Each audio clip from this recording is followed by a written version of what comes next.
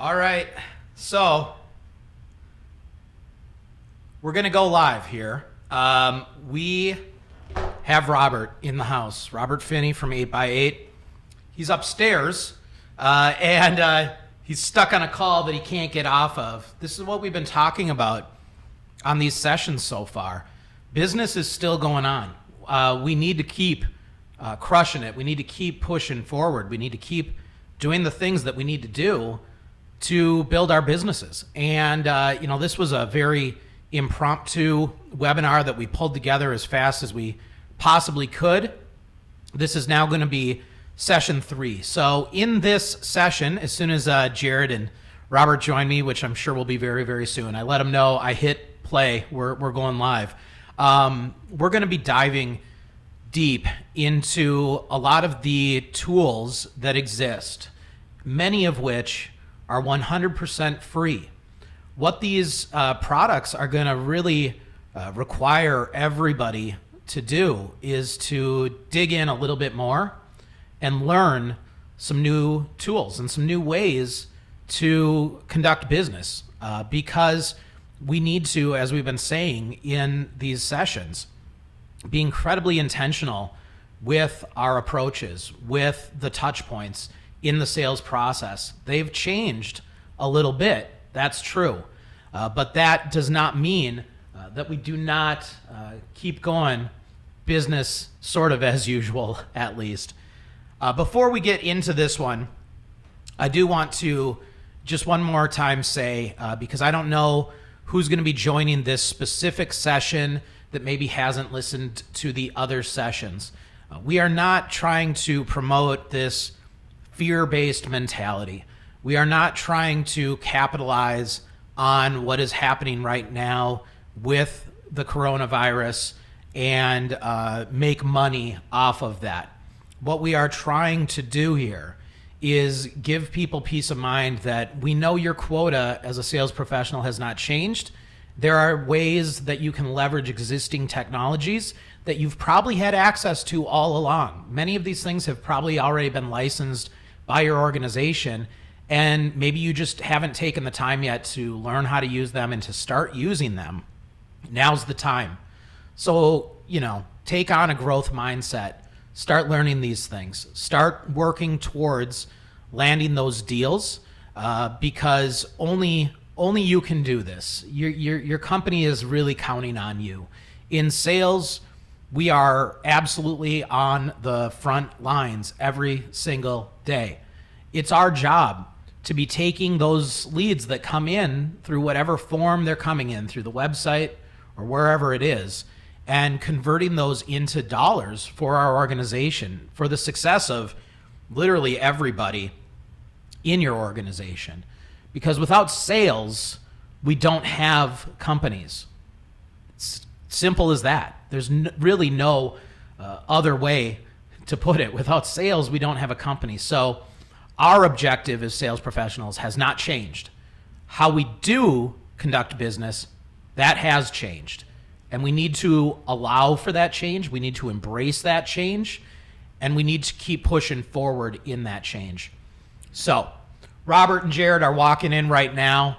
I'm really, really excited to have these guys joining, and I'm going to be asking Jerod to be controlling the computer again while we're doing this one, so that he can respond to chat as best as possible while this is going on. He's also going to help us moderate the questions that come in from the outside.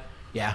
And then, but what we're really diving into again on this topic is tools that exist today that you can leverage to keep moving forward. So Jerod, when you get ready, just come on over with your computer. Robert, pull that mic about 3-4 inches away from your face, and then you'll be good to go. I let everybody know this is, we're getting started here a little quickly. But we had to make sure to go. And I was just letting everyone know, like, this is a perfect explanation of exactly what's happening. Business is still happening. Yes, it is. You just had to get onto a phone call. You're supposed to be on a live stream 13 minutes ago, but you know what? We have to keep pushing through. Right. Exactly. I'm sorry. I apologize for that, but You don't need to apologize. we had some things going on with some pre-existing accounts, trying to help solve for some of those problems. So Yeah, no, that's what you have to do. Yep. I mean, and this is what everybody should be doing. Producing content like this is absolutely secondary, right? We're trying to bring as much value as we can to people and as many tips and tricks today. We've had some, this last session was absolutely incredible. If anybody is joining this session that was on the last session, thank you for coming back again. I hope you found a lot of value from Mikolai and Al, two really good guys. But now who I'm joined by, this guy's awesome. Robert, I originally heard you speak, actually. I met you through Mikolai, who was just on, because you were a guest of his on Coffee and Closers. Yes. And the reason that I knew that you were somebody that I wanted to be associated with was because that entire room was full of your employees at the company that you were at currently when you spoke there. I think you were at Branch at the time, When I Work. You were at When I Work when you spoke there. And it was amazing seeing someone in a sales leadership role with that much impact on their staff that they wanted to come out and support you. well, thank you. Thank you. It was It was great. a fun time. I love Mikolai. We go way back to Oracle days. Yeah. a fun time. He's a good guy. I'm going to have you pull the mic a little bit closer just to be safe here, but not so close that we, aren't safe, right? Because, again, this is a handshake-free conference. So Jerod is now logged in. Jerod's going to be taking questions live. If you have any questions, please put them in the comments so we can start talking about those. But before we get into this, Robert, can you give everybody quick background on who you are and where you currently are, what you do? Sure. Robert Finney. I've been in sales for a long time, whether it's trying to convince my sister to play basketball with me when I was a younger child, to working in large organizations such as Oracle, IHS Market, and where I'm currently at now, 8x8. Yeah. My role within 8x8 is I'm actually in charge of sales enablement for the United States. Yeah. So I work with our sellers post-onboarding, trying to identify process improvements, looking at their gaps in skills, making those skills better. Like to tell everyone is, my job is to take you from good to great to legendary. Yeah. And that's what I'm really focusing on, is making sure that our sellers, our sales engineers, our sales consultants, our account managers are the very best they can be. Yeah, I love that. So I don't know how much you can speak to where 8x8 is currently with this whole COVID-19 thing. I mean, I know that you had a conference that was canceled recently. Correct. Yep. So that 8x8, I think we're uniquely positioned. Yeah. Because we are a platform for your UCaaS or Unified Communications, your contact center, as well as your CPaaS or your SMS messaging and those types of things. Yeah. So we offer that complete platform to companies. Yeah. So when they are forced to have their workers work from home or work completely remote, we're that solution. Yeah. We're that single shop. Yeah. I like to think of us as, right now, when you really think back to the early stages of Microsoft Office, where you had Word, you had Access, you had PowerPoint, all of these point solutions per se that everyone is utilizing. Well, we're pulling all of those things in-house, just like Microsoft Office or like G Suite. That's who we are. Yeah. And the beautiful thing is, our point of entry is free. Yeah. It's free. That's what we're going to talk about today. Jerod, who's sitting next to me, I got to give him a moment to introduce himself as well. Everybody that's been following the other sessions that we've done, he's been the one running the chat system for us, because I can't do that and talk at the same time. And yet I'm expecting him to do that and talk at the same time. For sure, yeah. If you saw any typos, that was definitely me. That was definitely Jerod. I'll save Josh the hate mail. 100%. Yeah, so I'm Jerod. Just a marketer. I'm a marketer. I'm running support back here at SalesReach. My background, agencies. My first job was actually at a theater that had just gone bankrupt, and it was super fun. We built the whole ticketing system from scratch. We built out the new website. We built everything out for a subscription service. And what I really wanted to do was work in SaaS, and that's why it's so awesome to be at SalesReach now.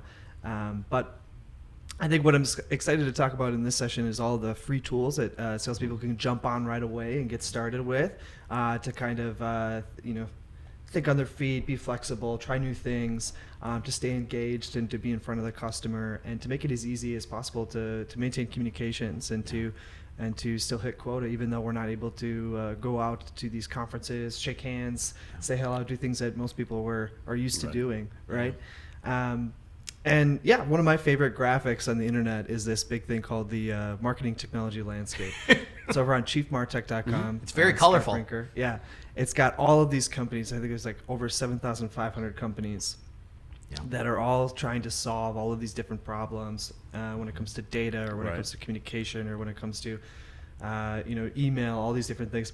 And there's just so many companies out there. Just to take a look at that graphic and see like how many different businesses are trying to help marketing and sales professionals like meet their goals. Yeah. And it's awesome to have Robert on the show today, because I think that your company solves a bunch of those problems, right? Yeah. But yeah, I mean, what Robert? Just to start from we'll start with a problem and then jump into a solution. Okay. Maybe mention some companies that do that. So I think one of the top things that people are struggling with right now, obviously, is it can't meet in person. Right. So we've got a bunch of tools, right? Like, and there are a few that come to mind right away. Like, most people think of Skype, right? They think that was like the first tool, right? Remember that? Remember that? I remember that. Skype, but there's so many other tools out there right now, right? You guys have a solution for that? What is that? What is your called? It's basically called meetings. It's 8x8 meetings. Yeah, that's a perfect name. It is. It is. I know exactly what this is already. Yeah. Yep, there's no confusion. I like that. Zero confusion. Yeah. But yeah, it's a free tool. Yep. It's at 8x8.vc. Yep. Where you can just simply jump on, play around with it. The beautiful thing about that solution for 8x8 is many of these solutions, or these free point solutions, ask you to sign up for it. Yeah. And then you get bombarded by, obviously, marketing and sales messaging and calls and pop-ups. Yeah. Our solution doesn't do that. You don't need to necessarily sign up for it. Yeah. It's free for up to 50 users. Yeah.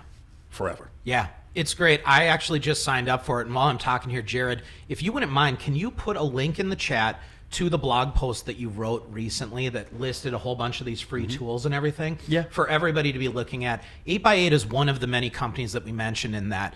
I want to be clear to everybody listening.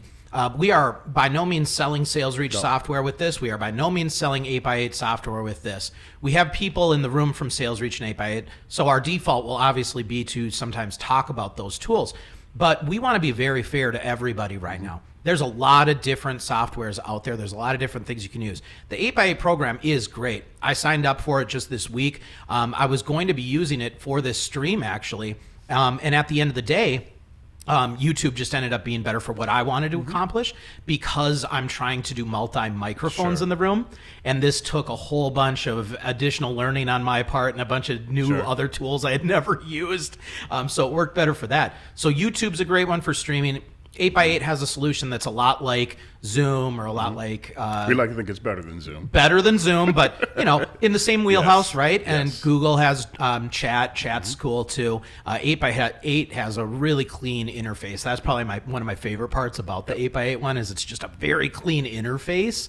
But this is a great way to have that personal connection, that face-to-face feel from wherever you are. So we can use that in our business development strategy right now, but how are people also able to leverage that for remote workforces?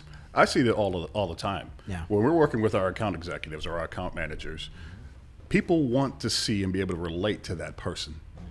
So that's why face-to-face meetings were always so successful, because you can feel that vibe, you can see that body language, you can pick up on those nonverbals per se. Yeah. Selling over the phone, you can't feel those things. Nope. So I see companies asking their sales individuals to be able to look the person in the eye and do it virtually, because it cuts down on your T&E. Yeah. Even if you even think about your sales engineers, or we were talking with a company today out in Connecticut. Yeah. And they're an electrician or electrical company, and they're looking to have their field reps be able to communicate back with the centralized foreman.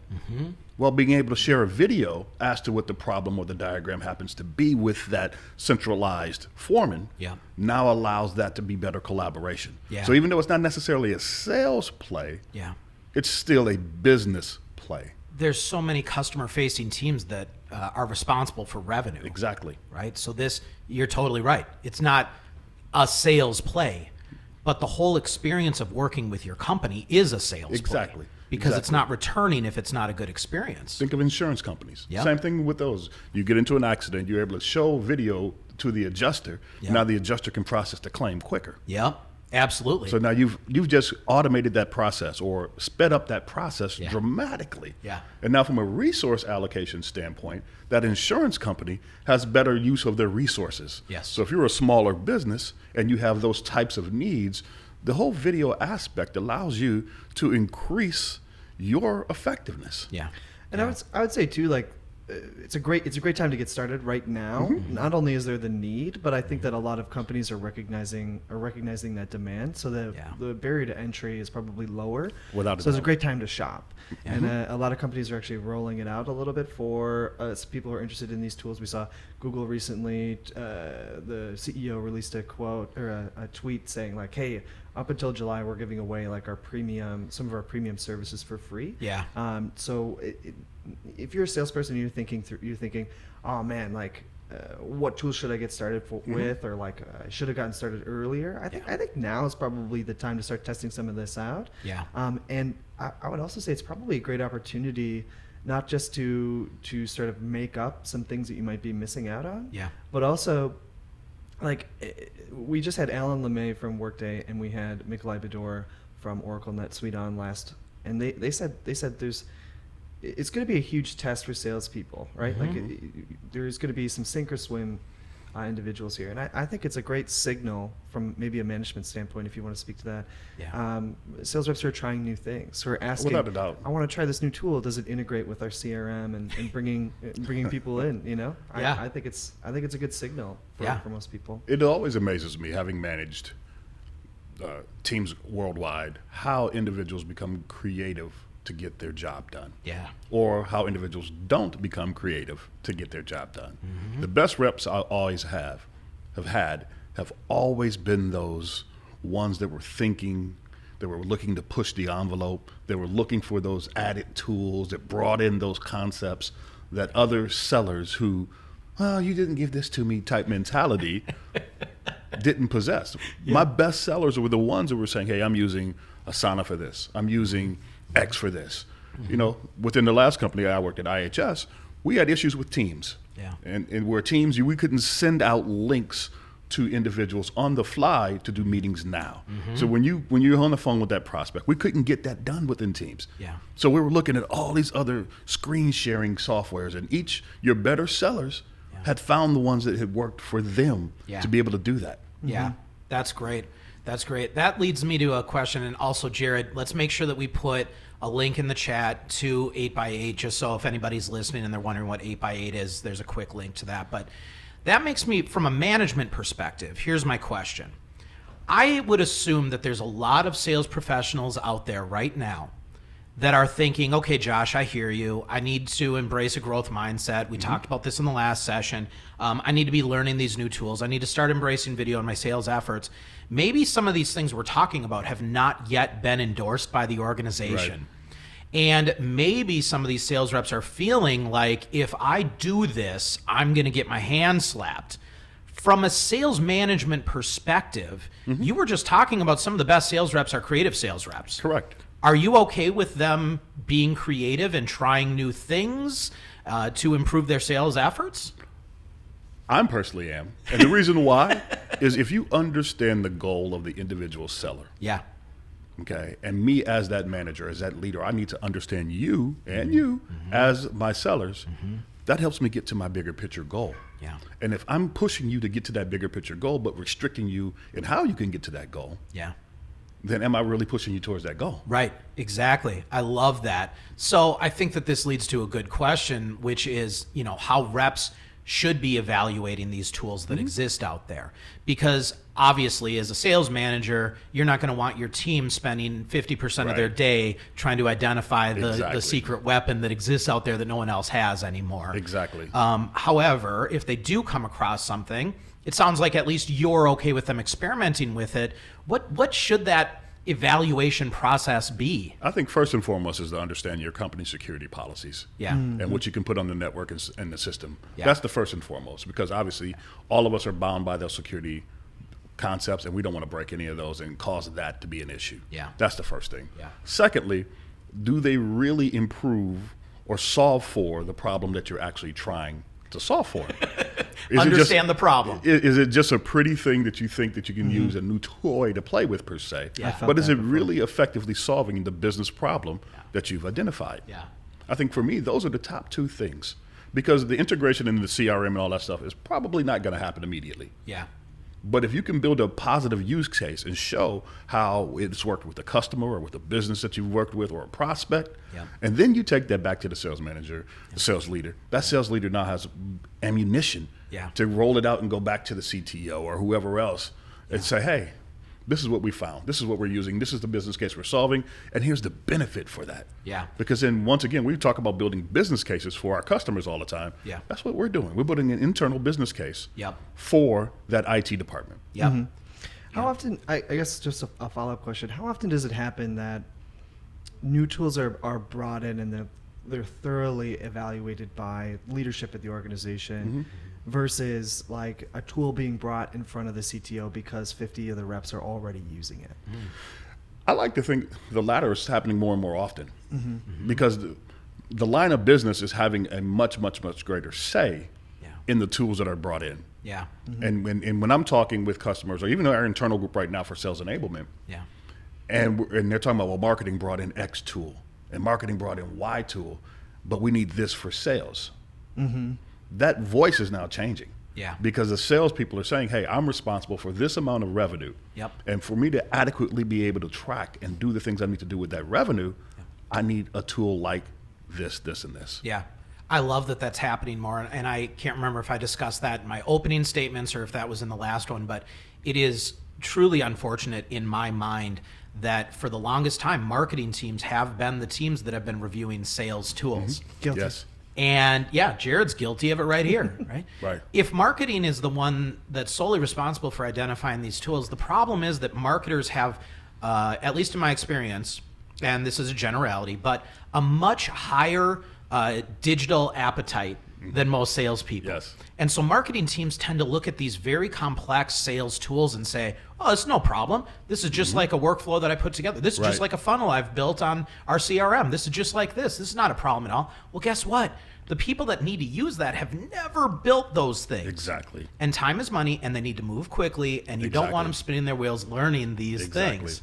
So I guess my follow-up question to you, just to help with any sales professionals out there that are trying to identify some new things. You talked about knowing what your objective is, knowing what the goal is, understanding that, understanding where there is a breakdown.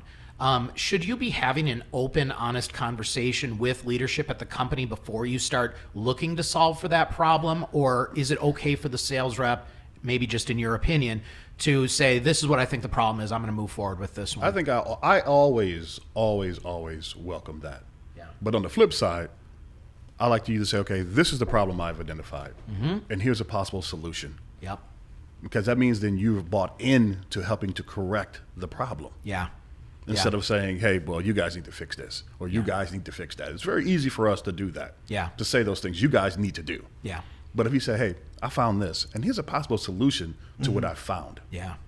That means then once again, you're bought in. Yeah. So now as a leader, I'm like, okay, I'm more apt to listen to you. I'm more apt to say, okay, tell me about it, show me. Yeah. Instead of vice versa. I love that. So a heavy component of both of our products is video.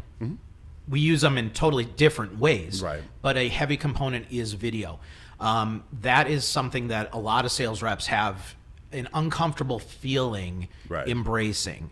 One of the things that I've noticed with customers coming onto our product is they try to embrace the video, but it's challenging at first because you don't know what you're going to say and you don't like seeing yourself.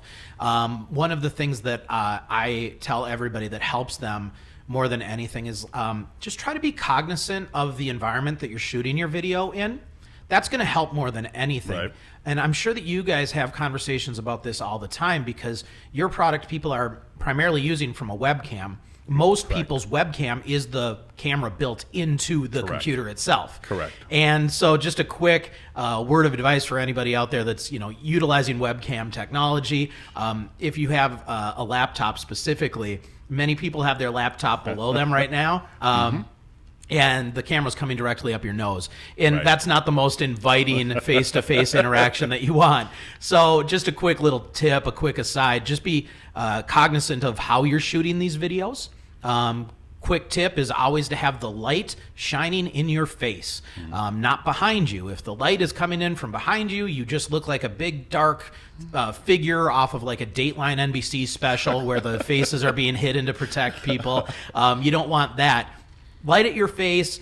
Make sure the camera's at a level where you look approachable, because this is now, if you're in a digital space, this is now how they're going to remember you. This is the face they're associating with you. You don't want that going up your nose. Exactly. What kind of coaching do you give customers along these lines? We really talk about being normal, Yeah. being who you are, act who you are. Yeah. Many of salespeople, a lot of us former salespeople or former athletes or in theater and those types of things. So we're used to being recorded and being critiqued. Okay. Whatever, in the band, whatever you were in, you're used to being recorded and critiqued. Yeah. So from this same perspective, before you hop on with a customer, practice. Yeah. I like to think of the Allen Iverson quote all the time. Yeah. But practice. So you do a test run. Yeah. And you see how this looks and how you position yourself here and position yourself there. And then you critique yourself before you get onto that call. Yeah. So then that call isn't so nerve-wracking. Yeah. I mean, yes, you may get objections from here and there, and you have to be ready for those things. Yeah. But you've practiced it. Yeah. So you're more comfortable. Yeah. It takes that initial fear or feeling, anxiety, and tramples it down. Yeah. I love that. And you had told me at one point that you hire people that were former athletes a lot. Like that's athletes one of or the things theater, you look for. those types of things, quite simply because they're used to that. Yeah, they're used to the coaching. They're I used think to the that's coaching. great. They're used to the pressure. Being coachable is one of the greatest skills that any sales professional can have. Absolutely. So, in your role specifically, sales enablement. To go to one of the questions that we were thinking about. I told you I'd get to it. Don't worry. Jerod gets nervous because I go rogue all the time. Yeah, I'm totally going off script, but I'm going to go off script for one here quick. Because this is really applicable to what we've been saying as well. I was talking earlier about how marketing teams used to select tools for sales teams. Now it's kind of flipping the other way.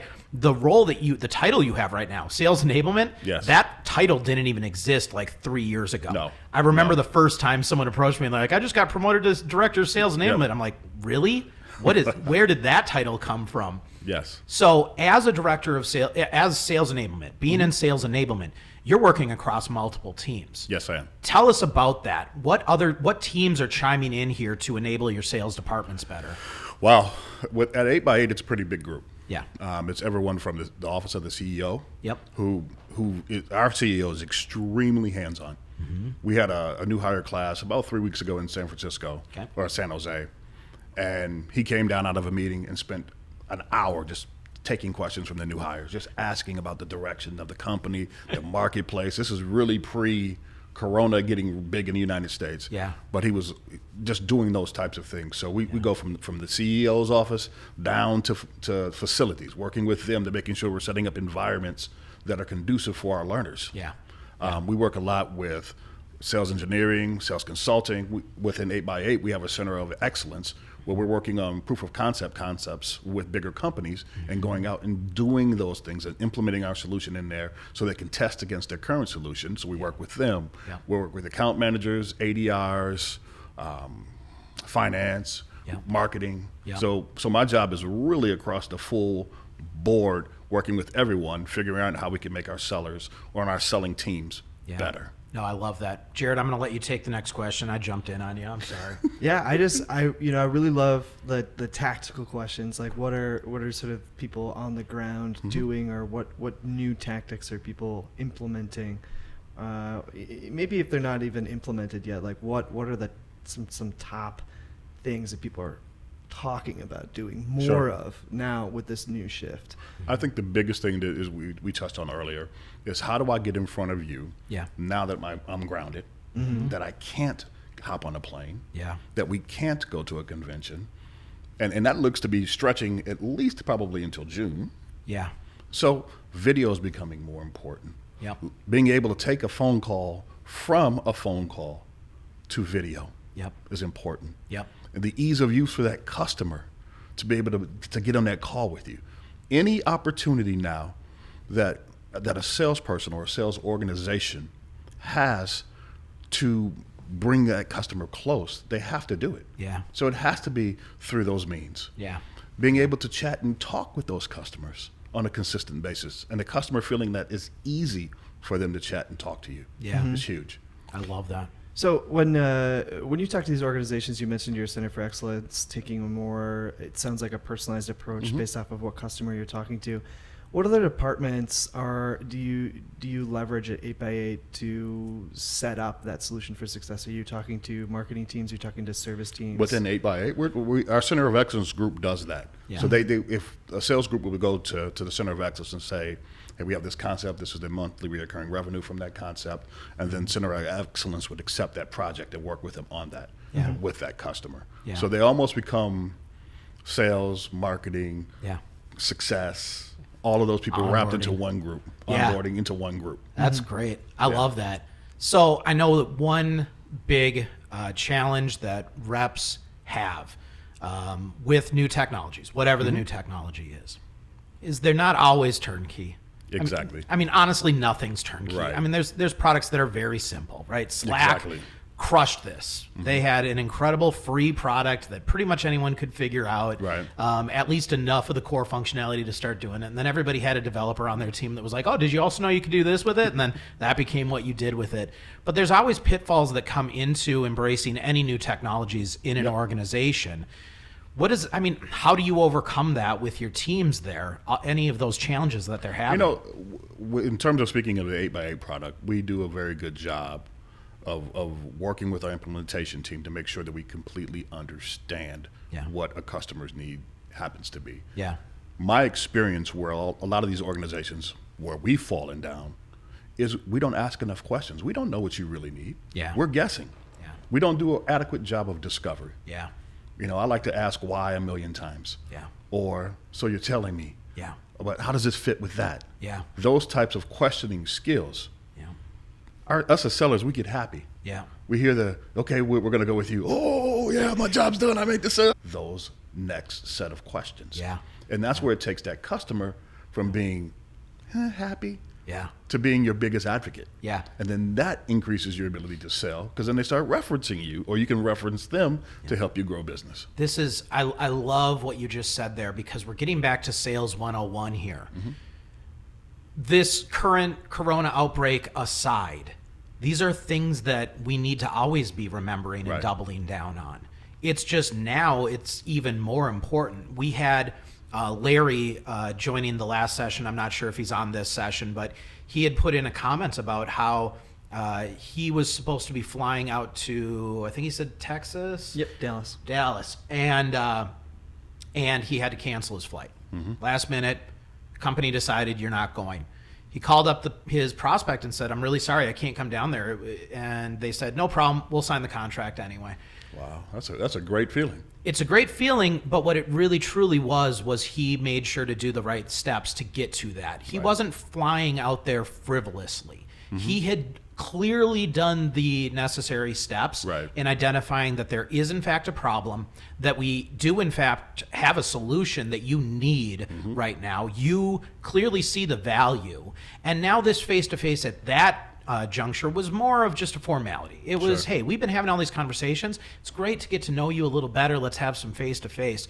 Being without the face-to-face component, I do not believe that this should be a full stop for sales teams right now. I really don't. We're going to have to double down on Sales 101. We're going to have to double down on technologies that we have access to that we haven't been leveraging yet. We have to do those things. Our quotas haven't changed. Have you changed any of the quotas of your sales team? No. Do you have any plans to change the quotas of your sales team? Not for a second. Do you think any company out there right now is saying, you know what?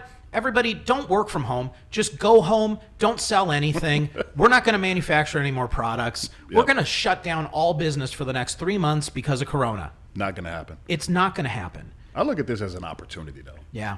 There's a lot of people who are looking at this, okay, the sales crews are grounded. Yeah. As a detriment. It's an opportunity. It is. It really is an opportunity. And the opportunity is for to sharpen your sales skills. Yeah. But more importantly, you've developed another tool that you didn't think you maybe had in the past. Yes. And that's using video, is using these other tools and things Yeah. to reach that customer. Yeah. to be able to show them, hey, this is what we can do. This is how we're going to do it. Yeah. So the creative salespeople are going to be successful. Absolutely. They're going to be successful because they're going to adapt to the new environment. Yeah. And the reality is, if we look back to 2008 when the market took a crash, Yep. okay, market's taking a crash now. Yeah. Businesses are going to develop the new reality of who we are today. Yes. 2020. Yes. They're going to learn by having the workers work from home or social distancing and all these other wonderful terms that we hear now, Yeah. that they can be just as successful, if not more successful, Yeah. with the change. Yeah. So your technology adverse organizations, Yep. the ones that are still struggling with moving to the cloud, Yeah. they're going to have to. They're going to have to. Yeah, we touched on this in the last session briefly with, and I had a guest on my podcast just yesterday. Chris Lindahl was on my podcast, and he was talking about how it's always been at the forefront of his business to innovate, and he looks at companies outside of his industry to steal ideas of what innovation could be, and this is how he's set his organization up for success in this climate that we're in right now, at least in his words. Right. So, and I haven't verified this or not, right? But I'm sure that he is being very successful right now because he has been innovating this whole time. And you're totally right. There's a lot of organizations out there that have planned for this. They've set up systems in place where people can work remotely, where they've embraced that already. We're not just talking about interactions with customers. Internal teams matter. How are we interacting with our internal teams? You never close a deal on your own. No. You've never closed a deal on your own in your life. I can tell you that with 1,000% certainty. Exactly. There was always a team behind you. And because I haven't either. Nobody in sales has. Many times salespeople feel like I'm on an island and I'm doing this myself. But you're not. But you're not. Same thing with marketers. Many times marketers look at a deal that came in and say, well, I sold that one for you. Yeah, I think you're onto something though, because I think a lot of questions that just like a theme in the questions that I've seen, like if you go on Quora right now, there's a lot of people asking questions about what to do. They're looking for advice, and there's always search trends in Google.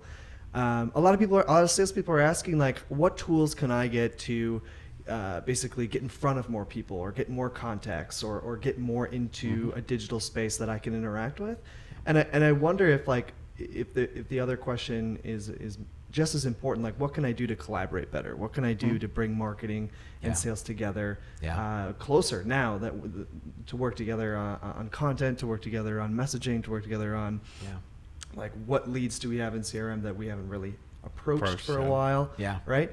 So I'm curious, like what at 8x8, what are your salespeople encouraged to do from like a collaboration perspective with marketers or otherwise? Well, with our marketing group, we're always giving input. We're always giving feedback. What are we seeing? Asking, hey, we saw this trend. What are you guys doing? Yeah. So when the coronavirus started gaining traction in Northern California, Silicon Valley, we have a room within our own internal chat where all of these questions are coming in, and it's actively monitored by everyone in the top upper echelon of our corporate company. Like I mentioned before, our CEO is very, very active. He's really a hands-on guy who's really trying to get the pulse on everything, and he's responding to questions, and they're like, how can we help schools? Schools are canceling classes. Atlanta just closed their schools for 3 weeks. Okay. How can we keep that distance learning going on? That was one of the questions. And how do our developers' kids' school was just canceled just this morning. So how can we do those things? How can we help those schools? What kind of products can we do? So within us, that constant conversation, that collaboration, that working together, it's in the DNA of the company. It's the DNA of the company. And like I said, when your CEO is actively involved, how can you, whatever your role is, not be? No, you have to be. We have a question from Ryan Turner. Jerod, I'm going to ask you if you know Ryan. I think if it's the Ryan Turner, I know. There we go. Well, is this the Ryan Turner we know? Jerod, can you pull up Deal Tracker? Because I'm not 100% familiar with Deal Tracker, and I'm going to start talking without too much background on this, because the first thing that I want to say to any tool that you start using, it doesn't matter what it is. This is the same answer I would give to anybody. You cannot rely too heavily on the tool to do your job for you. And that sounds a little bit aggressive. I understand. But I think the reason that the reason that I say this is because many sales professionals when they are trying to maximize their revenue, when they're trying to land new deals, they buy into the marketing literature that exists on websites, and they think, well, this is going to solve all my woes. If I just use this, I'm going to start getting all kinds of great leads and closing deals left and right. It doesn't matter what the tool is. Right. It really doesn't matter what the tool is. It's how you use that tool. So what is Visitor Track? Is it just a software to monitor who came to your site? I'm not 100% positive. 7,000 companies, don't know them all. Okay. But it sounds like it's like a reverse IP lookup where you can kind of get a good sense for who's on your website. So you have intel on who's on your website. So the question is, what are you doing with that intel? It's not enough to just take somebody's information off of the site. Look, who knows how they ended up on your website? Who knows? You can't assume that because a customer landed on your website, that they even intended to land on your website. Right. You know, in your case, who knows? Maybe they were trying to go to 8x8 and it was spelled out the word 8. Who knows? But they just thought it might be numbers, so they tried it and now they're there. Doesn't make them a qualified lead.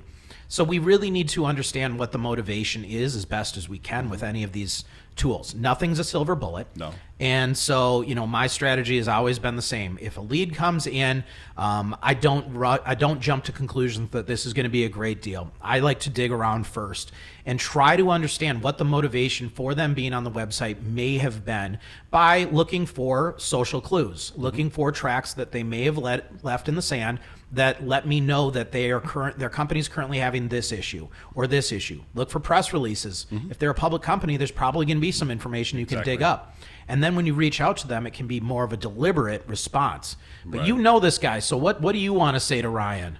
If it's just Ryan Turner, I know, man. How you doing, first of all? And we've definitely talked about those types of programs and things before. Within our society now, we see a lot of bot-driven things where they get some of that basic discovery done for you when you go to a site. Yeah. My advice to Ryan is do that discovery, do that due diligence. I know Ryan worked on the MQL team at Oracle with us. Yeah. And that was his job. Yeah. To take those things and dig in a little deeper with those things. Yeah. But to do that, to get those questions, like you said, ask. Yeah. Hey, what brings you here? Yeah. Why are you, and looking for those clues, but asking those questions. Yeah. Just flat out ask the person. Yeah. I think that's a really good point, and it touches on two things that we've talked about before: collaboration and sort of looking internally on what you can do. Because I think, like who visited my website? Where did they come from? Who's the new person? Yeah. Maybe there are some tools out there like, I don't know, LinkedIn Sales Navigator, or what's already in your CRM, or talking to people at your own company to understand what relationships do you already have. Yeah. And what the Workday guest Alan, he had a good point, like who can give you a good introduction. Yeah. That's no technology is going to kind of give you a good introduction. Maybe we need that technology. Somebody should probably get building that, the warm referral technology. Warmhandshake.io. Yeah, right? Yeah. Someone's taking that right now. No, nobody should take that URL. That's a horrible idea. If this wasn't live, I'd have to edit that out. That's horrible. That's absolutely horrible. And I'm seeing it is, in fact, the Ryan Turner that knows you. So there's your fan club right there. Yeah, Ryan. You got to love him for joining. Ryan, I hope that that answered the question there. But it's been awesome having everybody join here. We promised that we were going to wrap this one up around 12:50. It's now 12:51, so we're going to wrap this up here. If anyone has any additional questions, make sure to put them in real quick, and we will answer them.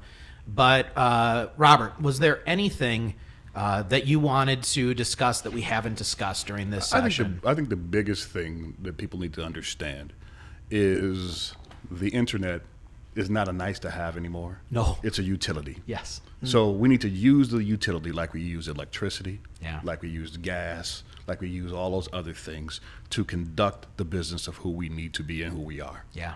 So with all the different point solutions and platforms that exist across the world, do your due diligence and figure out what works for you and your business. Yeah. And use that utility that's there to its fullest. Yeah, I love that.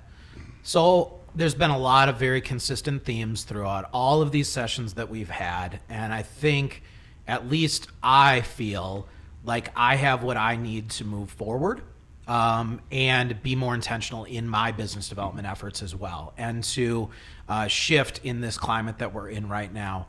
the one thing that I just want to make sure is crystal clear. Said it a couple times. Gonna say it again. Business needs to keep going. Mm-hmm. There isn't a single business that has said, we don't need to keep going right now, full stop. There are businesses that are shifting in how they do business, but they are still doing business. Exactly. And so this is not a get out of jail free card for anybody in any role in any business. Your responsibilities have not changed. And though there is a feeling that maybe we're being insensitive in trying to land deals right now. Maybe we're being insensitive in reaching out to businesses and trying to get them to move forward.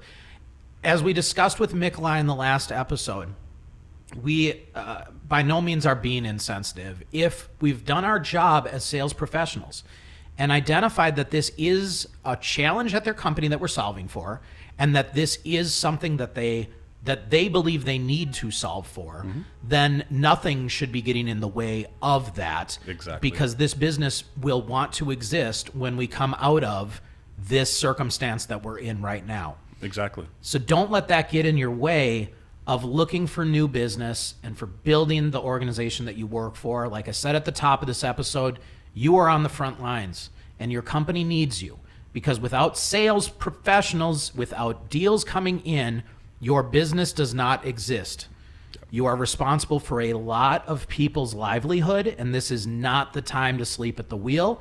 This is the time to double down on the things that are accessible to you. Learn things that you don't know how to use right now, especially the ones that are free. There's no excuses to not use tools that are free and at your disposal, and all it takes you is a couple YouTube searches to understand how to use them.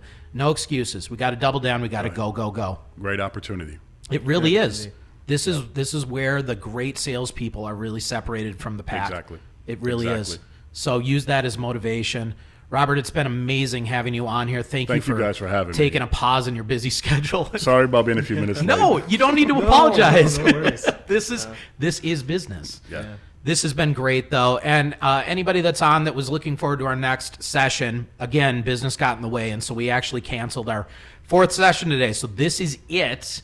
We're going to leave these live on the YouTube channel, Absolutely, right? yeah. I think that YouTube automatically does it. Yeah, it's just there. Okay, fine. So they're there. Missed it, yeah. So you can listen to these whenever you want to. Reach out to any of the people that were on any of the panels anytime. Everybody's very welcoming. Everybody's very interested in helping see everybody be successful. So hopefully this has been helpful. Thank you, everybody, for joining the 3 sessions of Grounded today, and have a great rest of your day. All right? Thanks again, Robert. Cheers.